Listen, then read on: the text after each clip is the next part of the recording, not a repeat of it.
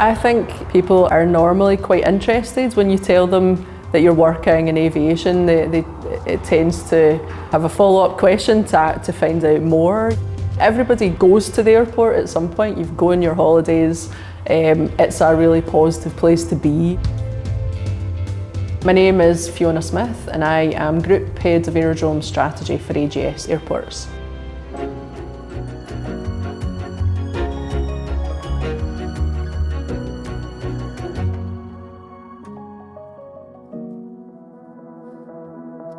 The AGS actually stands for Aberdeen, Glasgow, Southampton, and those are the three airports in our group.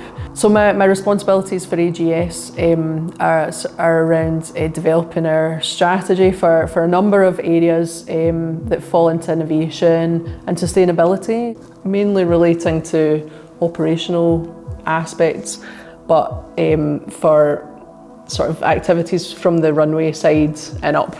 For example, I'm responsible for our noise initiatives at the airports, which is quite a challenging thing to do because we're not an airline manufacturer, so we can't directly impact the noise that the aircraft make, but we can impact things like the routes that they fly when they're coming into the airport.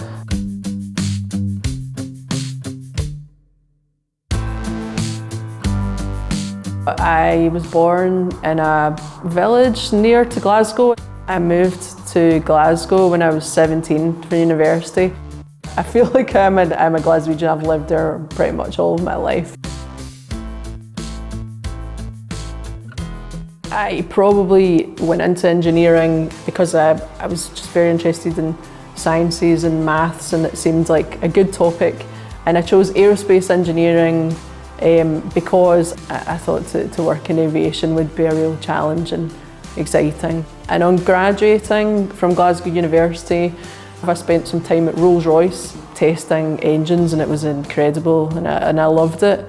But I was also interested in the sort of wider part of aviation. So I went to work for the Civil Aviation Authority. I have worked at airports not just in Scotland and England, but in Germany, and for a time I was also in New Zealand. Thereafter, I joined Glasgow Airport as head of airside. We managed winter operations and emergencies. We introduced new aircraft types and managed the entire operation. And I did that for a number of years before taking on the new role in aerodrome strategy. I probably take my leadership aspect from my mum. She was very successful and innovative in her role for the health service, so she was an inspiration to me from a leadership point of view. It's just really important for me to make sure that we give visibility to women in senior positions, to try and encourage younger people who are joining the industry or even not considering joining the industry to see it as a positive thing to do, and that there is a progression. Things have certainly improved over the past few years, but it's still very, very much below a sort of equal split. I have a 5-year-old daughter who has the energy of 5 children. I spend a lot of time with her. And the reality is it's tough being a parent and working. For now, we're just quite focused on just dealing with what's in front of us, our work, and enjoying that and enjoying spending time with her. We're at Glasgow Airport, where the headquarters of AGS are based, and where I spend a lot of my time. So let's go inside the terminal building.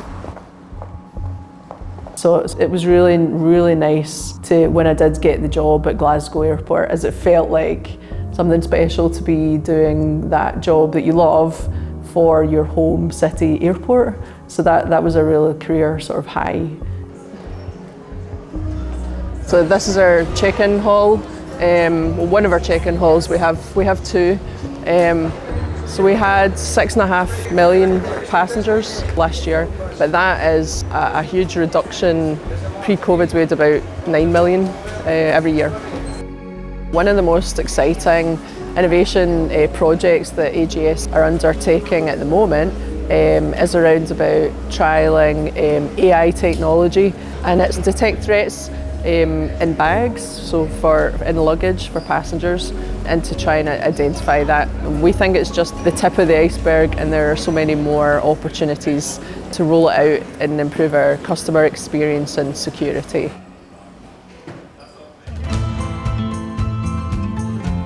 Glasgow have a much broader aircraft type sort of base, so they have the very, very small Islander aircraft all the way up to the Emirates A380. This aircraft behind me is called the Twin Otter. It's our smallest aircraft that we have at any of our airports, and one of the most famous routes that they fly is the Westray to Papa Westray flight, which is recognised as being the world's shortest scheduled flight, but I think the world record for doing it is about 58 seconds, something like that. And if you ever do it, you get a nice certificate telling you you've been on it.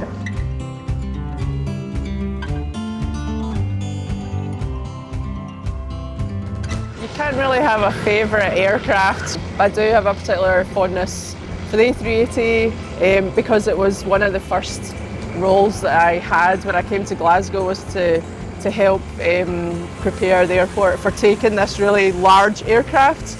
And it's not easy for the teams to operate it. Aircraft of this size obviously have more powerful engines, which creates more wake when they're arriving. So when we have to operate aircraft from such huge differences in size, so air traffic have to build in miles of separation between the aircraft to make sure that the disrupted air that comes behind the aircraft doesn't cause any issue for the one that's coming after it into land.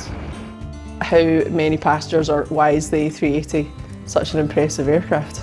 It's just over 500 passengers it can hold, and it's an impressive aircraft because it's the first double-decked aircraft in the world.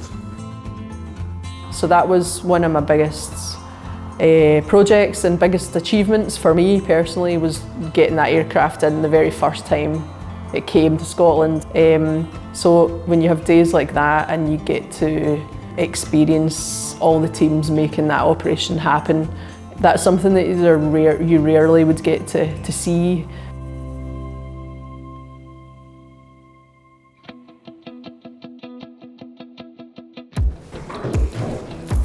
Hello. Hello. Hi there. How you doing, all right?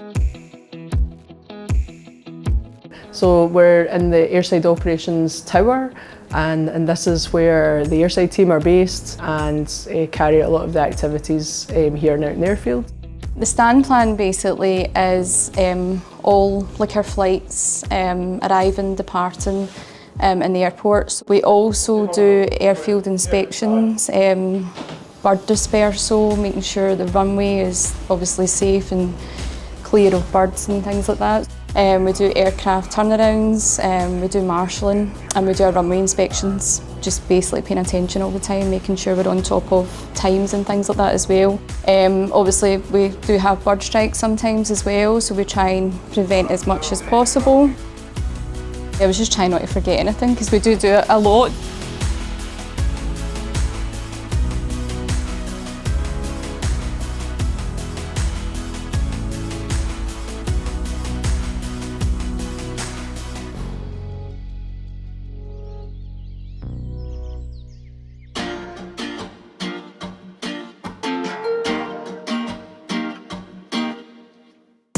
So we're in Edinburgh today, and we are at Dynamic Earth for Net Zero Scotland, where we will be presenting and exhibiting for Project Caelus along with some of our project partners as part of the conference today. So let's go inside. The conference is an opportunity for suppliers and companies around Scotland to come together and talk about initiatives on how we move together towards net zero by 2045. So we have a number of initiatives in our sustainability policy, and one of those initiatives is around Project Caelus.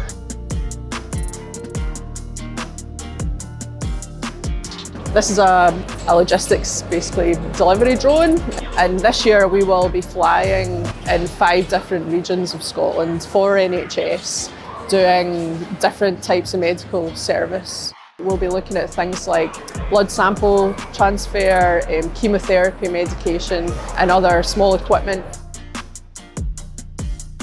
We're at the cusp of the third revolution in aviation, the first being just flight, the second being transatlantic flight. So we're really looking at that sort of step change to new fuel types for aircraft, electric, hydrogen, sustainable aviation fuels, and also brand new airframe types. So we've got drones, but we've also got eVTOL aircraft or urban air taxis. So to be involved in that is a very exciting time as well.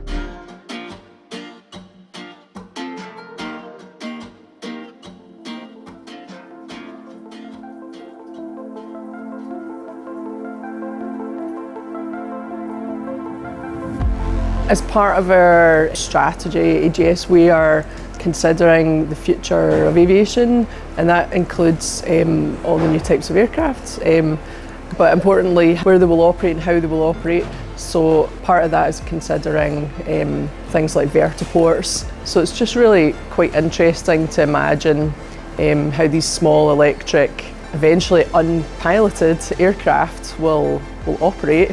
Will they act like instead of a taxi or a train to bring people to the airport to go on holiday, or will they actually fly some of the routes, maybe to a closer city in the same country? This is definitely the future of aviation, but this aspect of aircraft being autonomous and unpiloted, it is definitely coming. It's just how and when, and that's what we're really interested to try and understand.